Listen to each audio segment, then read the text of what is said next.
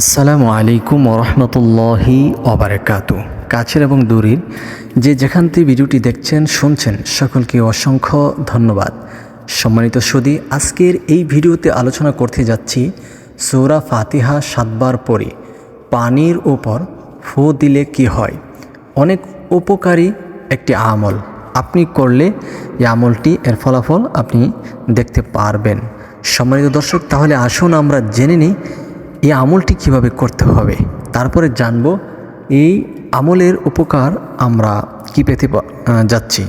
তাহলে আসুন, এই আমলটি করার জন্য আপনি কি করতে হবে। প্রথমে পবিত্রতা অর্জন করে নিতে হবে ওযুর মাধ্যমে।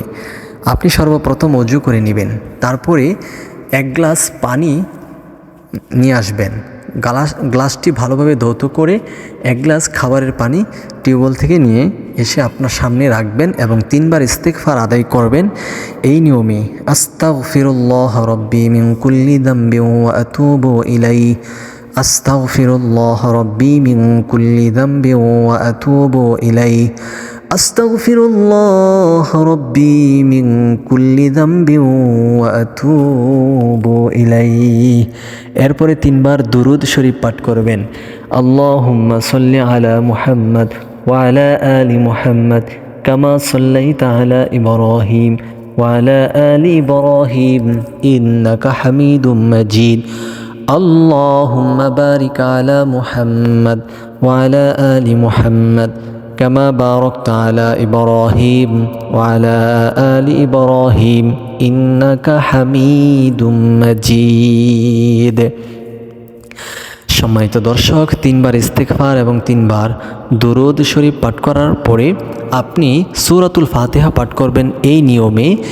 আউযু বিল্লাহি মিনাশ শাইতানির রাজিম, বিসমিল্লাহির রহমানির রহিম, আলহামদুলিল্লাহি রাব্বিল আলামিন, আর রহমানির রহিম, মালিকি ইয়াউমিদ্দিন, ইয়াকা না'বুদু ওয়া ইয়াকা নাস্তাঈন, ইহদিনাস সিরাতাল মুস্তাকিম, সিরাতাল লাযীনা আন'আমতা আলাইহিম গায়রিল মাগদুবি আলাইহিম ওয়ালাদ-দাল্লিন।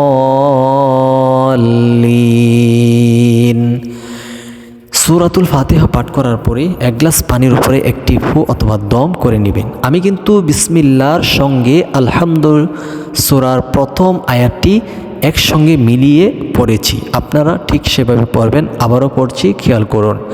বিসমিল্লাহির রহমানির রহিম, আলহামদুলিল্লাহি রাব্বিল আলামিন, আর রহমানির রহিম, মালিকি ইয়াউমিদ্দিন, ইয়াকা না'বুদু ওয়া ইয়াকা নাস্তাঈন, اهدنا الصراط المستقيم صراط الذين أنعمت عليهم غير المغضوب عليهم ولا الضالين।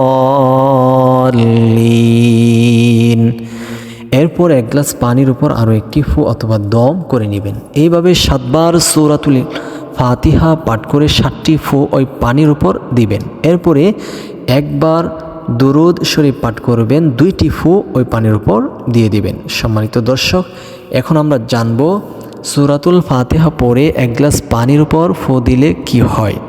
এই বিষয়টি জানার পূর্বে আপনি যদি আমাদের এই ছোট্ট চ্যানেলে নতুন এসে থাকেন, দয়া করে চ্যানেলটি এখনই সাবস্ক্রাইব করে ফেলুন, ভিডিওটি শেয়ার করে সবার মাঝে প্রচার করে দিন। প্রিয় দর্শক, তাহলে আসুন আমরা জেনে নিই এই আমলটি কিসের জন্য করব।